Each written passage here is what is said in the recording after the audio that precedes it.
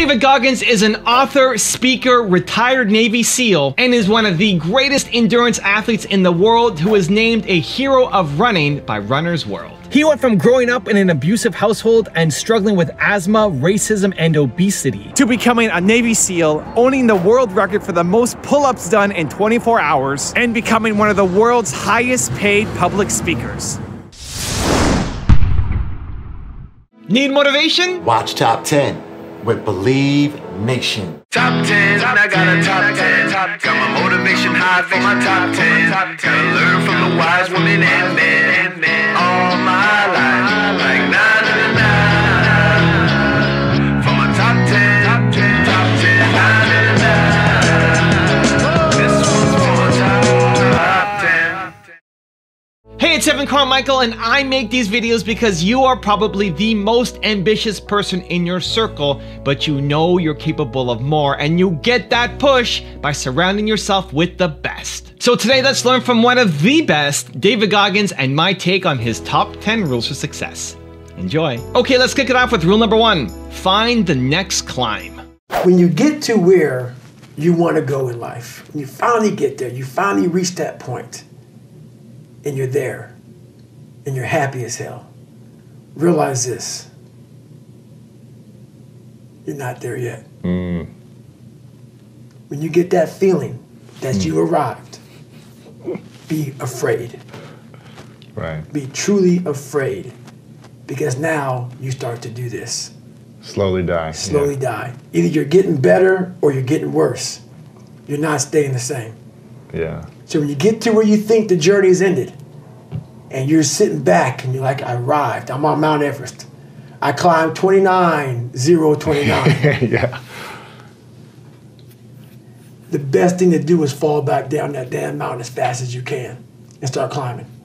Find the next climb. Find the next climb. Rule number 2, be real. We all have these voices in our head. We like to not listen to them. The one that comforts us and keeps us nice and warm and cuddly and gives us cookies and milk at nighttime and shit. We like that voice. That voice, the one we want to always hear, which is why people don't like to listen to me a lot. Some people do, some people don't. The only thing that changes you is being real. So basically, you know, I had to have the courage to go back in it because nothing was getting done. I kept on going to that nice cuddly voice in my head saying, you know what? You don't need to do this. That's too much work, man. You've earned this. You deserve this. And that mentality got me to 297 pounds, fat, out of shape. To me, a loser. To me, making $1,000 a month and making a ton of mistakes. Because mistakes happen on the easy side of life. You take the easy road, the easy path, there's a lot of mistakes over there. The hard journey, you don't make too many mistakes over here because it's too hard. You don't want to repeat it. Rule number 3, have no regrets. My definition of greatness is this. It's not a definition, it's an example. This is greatness, true greatness. Let's say that I'm the greatest tennis player of all time, okay? Let's say that. I hate tennis. Yeah. Let's say I'm the greatest tennis player of all time. And I did 22 years. I run all the Grand Slams. I beat Roger Federer. I am the best ever. And we're having an interview. And you're talking about my greatness, what I achieved. Now I'm retired. Don't play tennis anymore. Haven't touched a racket in years. And you're making me go back through my life. You're kissing my butt about how great I am. And I'm answering your questions. Every question I'm answering it. I'm with you. But in the back of my mind, all I'm thinking about is all the times I could have won those matches that I lost by not bringing my best mindset.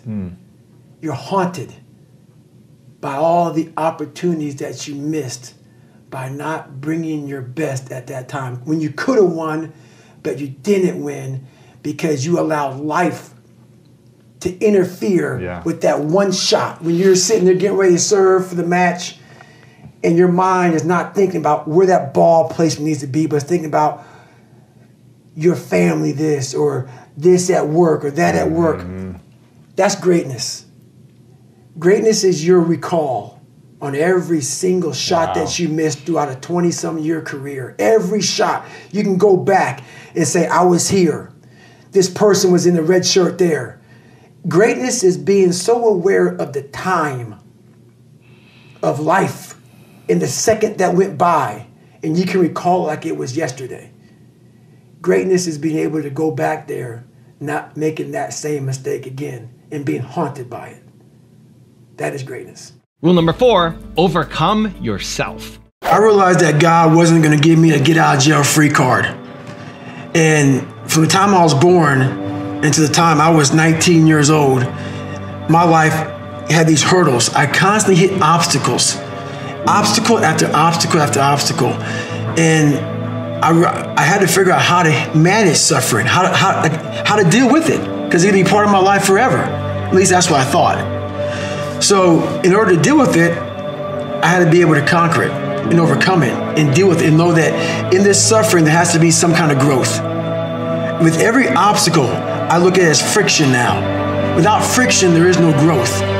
You have to have friction in your life to grow. So I started looking at all these different things versus the woe is me mentality. Like, oh my God, look at my life. My life's so f***ed up. I come from this f***ed up family. I'm being beaten. I'm being abused mentally, physically. I started looking at it as the perfect trial ground.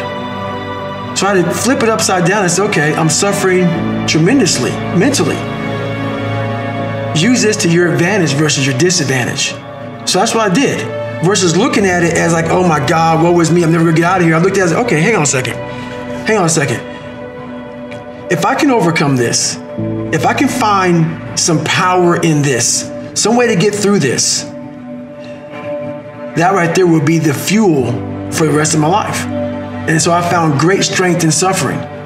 Great strength in it because why? Through all of that, it started to callous my mind over the victim's mentality. This whole thing about suffering, yeah, it sucks. Really bad. Really, really bad. But we all live on this side of suffering. On this side, this nice box that's very comfortable, that we know when everything's gonna happen. We're in it, it's good. We know how everything's gonna turn out. It's those few people who are willing to go on this side of suffering. And once they get through that, ask him how he feels now. His mind, how far he grew. In that short period of time, he grew so much more than the normal person because he was willing to go outside himself. Because on the other end of suffering is greatness. It's not over here. So a whole bunch of us, we put ourselves in this great box. And in that box, there's no suffering in it. So what we do is we shelter ourselves from greatness. So for me, for instance, I was 300 damn pounds at one time in my life. Sprayed for cockroaches, made $1,000 a month. I was living in that box. I would sometimes look over the box and I saw hell, suffering, storms, avalanches, tornadoes. I don't want to go over there, but I knew if I can get through that shit mentally. On the other side was a 185-pound person who's a Navy SEAL, went through Ranger School. Only person to do this, only person to do that, only person to do this. But that's through all of that shit. All that shit I have to go through. So you peek over the box and you go back in and say, oh, I'm okay being 300 pounds, making $1,000 a month. Right. I'm okay over here. And on the other side is where you start to really start your journey. People think they start their journey because they're born. No, there's a lot of people in graves who have lived 100 years and have never started their real journey. Your real journey starts when you go outside that box and you start climbing mountains. And start climbing mountains. And you think you're at the top of the mountain, you go down the other side of it, you think, I'm here. And you look up, there's another mountain. And it goes on, and it goes on, and it goes on. And just when you're getting ready to quit, you crest that final mountain, you get down and you look, and there you are. And it starts to make sense to you then. It doesn't make sense to you until you get outside that box. I'll talk to so many people, and what I say is not for everybody. So many people don't have any clue on what the I'm saying because they're in this box, and it's their brain. You first must go through suffering to find that great peace we're all looking for. A lot of us want to have, there's a lot of books out there about this 5 steps. Do this, do this, do this, get there. No, man, it's not that easy. To find real, permanent peace and enlightenment, you must go to the dark side of who you are. I could have easily just shoved my whole life under a rug and went straight to peace. Are you happy there? You overcame nothing. You jumped hell, you skipped hell, you forego this part of your life, you skip it and go right to peace. So you always have this thing back here that's haunting you, and that's that darkness. You must go into the darkness to truly find that light that you're looking for, because that's what's on the other side of that. People get it all wrong, man. You have to face suffering. You have to face this dark side, this darkness. And there's a lot of energy in there. There's a lot of goodness in there that you can use to find greatness. But you cannot find your peace you're looking for in yourself until you've overcome yourself. Also, if you want to have more confidence and motivation, check out my 254 series, where every day for the next 254 days, I'll send you an amazing video for free to your email to move your confidence forward. The links to sign up is in the description below. You will never learn from people if we always tap dance around the truth. Everything I didn't want to do is what got me to where I'm at today. You can outwork anybody, no matter how badass they are. Rule number 5, never pick the easy road. The biggest one I would say is never pick the easy road. Never. Never. And it always goes back to kind of the hero mentality. Never pick the easy road ever in your life. That is the one road that is doom. It is doom. If you want something like 6-minute abs, all these different things, if you want it so fast, you may achieve what you wanted, but you want the permanent fix. The permanent fix comes from the hard road. The hard road gives you permanent results. The easy road gives you the quick fix. You will go back to where you started on the easy route. That hard route is so permanent that it ends up callousing you everywhere. Everywhere. You keep a six-pack forever. You keep it. You keep it. Because you know the work that goes into it. Yeah. Rule number 6, be alone. It's funny that you're sitting here saying that like things like public speaking you find hard when you've done all the crazy, insane stuff that you've done. Because I do them alone. Right. I do them alone. Yeah. You know, like I pick these hard things that most people think you can't finish anyway. So, you know, you go out there, you grind, you're alone, you're in your own head. I work best alone. Right. I work best alone. So those are easier. You know, I figured out a way to kind of challenge, your mind, channel it and challenge it at the same time. And I figured out a way to kind of just have an indestructible toolbox in your mind. So those are easier. Rule number 7, become the practitioner of the mind. I think that when you die, this is just my own mindset, that you arrive in line. It helps me to get past a lot of things. You arrive in line, and let's say you're in front, let's say you die right before me, and you're in line, and God's sitting there with the clipboard, okay? Sitting there with the clipboard, like me and you're sitting right now. He's looking at you, and he says, hey, you made it to heaven, good job, okay? And then he shows you the clipboard of what your life should have been. So you live this life that you thought you pushed so hard. Then you look at the clipboard. Let's say myself, this is now me, I'm talking about myself now. And let's say I got to heaven weighing 300 pounds. I was a guy that worked for Ecolab, which is a guy that kills cockroaches for a living, which is fine, it's a job. But then I look at this, and that's how I died. I look at this, and it says on here what I should have been, because God's all-knowing, right? I look at this, and it said you should have been 185 pounds, you should have broke Guinness Book of World Records, you should have been a Navy SEAL, you should have been this, you should have been that, you should have lived this great life, you should have been an inspiration, you should have inspired millions. And then you give the clipboard back to God. Let's say you lived 80 years on earth, and now you realize that you lived here being a shell of who the you should have been. So now you're in heaven. But are you really in heaven? Because now you see how much you left down there on earth. The root cause of the quitter isn't that you can't do 100 push-ups. You can train anybody to do that. The root cause of the quitter is when you get in hell, you can't process it. It's too much to process. Because your mind starts going back to the real reality of like, I'm not ready, I'm not good enough. It's not trained. So I started training this. realizing that the only thing that makes me quit is not the muscle fatigue, it's the mental fatigue that makes me quit everything in life. So I became a practitioner of the mind. The mind's a very powerful thing. It has a tactical advantage over you all the time. It knows your fears, it knows your insecurities, it knows where you don't want to go. So it will guide you away from that. And that's why the mind will always win until you reprogram it. It will always win until you reprogram it. Because the mind controls you. Why is that? It's your mind. It's your mind. Because all those things that happen to you in your life, all those bad things, all those things that you blame other people for, they're now yours to own.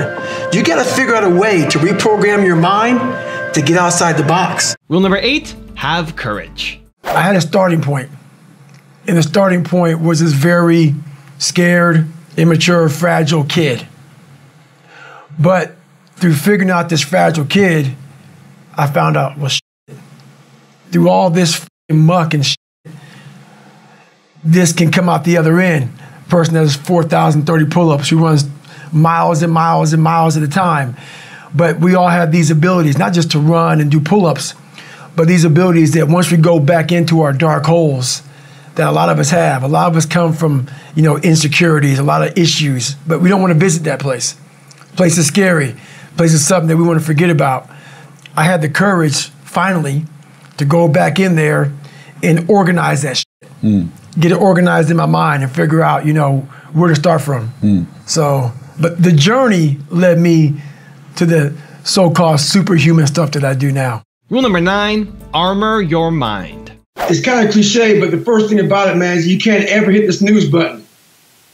You can't ever wake up in the morning time and hit the snooze button. So what that means is, a lot of people don't understand this, but life is going to get at you no matter what. You cannot escape the fact that life is brutal. Yeah. I'm not saying all life is brutal. I'm not trying to paint this horrible, disastrous picture of life. But I'm telling you, you're going to get those calls saying this person died. You're going to get those calls saying you lost your job. You're going to get those calls saying you don't have any money. You're going to get those calls saying you're sick. You're going to get those calls saying your husband, your wife, your niece, your nephew, your son, your daughter, something's going to happen bad. Yeah. That's just life. So what I developed is, I believe that you must start to armor your mind. And I talk about this in my book a lot, about armoring your mind in the morning. It starts with developing that self-structure. You have to do it yourself. Everything is self. You cannot count on team. In life, we always count on, maybe I can get put part of this big team and this trainer, and everybody's going to help me get going where I need to go. That's all good. Yeah. But there's going to be those times in life when there's no one around but yourself, and you got to hold yourself accountable for what you're doing. So getting back to putting the armor on top of yourself, for me, it starts off with feeling good about yourself. And that doesn't come from, for me, it's not about money, it's not about fame, it's not about any of that shit. It comes with the reflection in that mirror. So every morning I get up, it starts off with getting after it in the gym. Getting after it in the gym, running, all those things I do, all those disciplines. And rule number 10, the last one before a very special bonus clip, is stop overthinking. I get a lot of questions about how I lost so much weight. People want to know how they can get started. So basically, you're thinking too much off the bat. When I lost my weight, I didn't look for a trainer. I didn't do all that thinking. I didn't go on Jenny Craig. I didn't do all that shit. What I did was I basically stopped eating so much food. I cut my calories down. So as far as the workout goes, we overthink that also. Until you find a trainer, go out there and start walking. Put some shoes on, start running. Go to the gym, do the elliptical trainer. It's not rocket science. A lot of folks talk about overtraining. You gotta train first before you can overtrain. Sometimes you wake up in the morning time and you're sore and you feel like you're overtrained. No, you got sore legs. Get out of your own head and stop overthinking it. Now, I've got a really special bonus clip that I think you're gonna enjoy, but before that, if you're still here watching, I wanna celebrate you. If you commit to taking action after watching this video, we don't just watch videos, we do something about it. Give me a hashtag believe down in the comments as well. The quickest way, go to the gym or exercise, whatever exercise you may wanna do or not wanna do, exercise is the key to it because it puts you right in that suffering zone. You get the most feedback from exercise. Exercise tells you, my God, I'm exhausted, I'm tired, I don't feel like doing this. But if you keep on pushing through exercise, keep on pushing through that physical training, that feedback is immediate to your brain, telling yourself, I won. It's immediate victory. And those victories, those small victories, are what we're looking for all through the day. And those small victories help us attack life.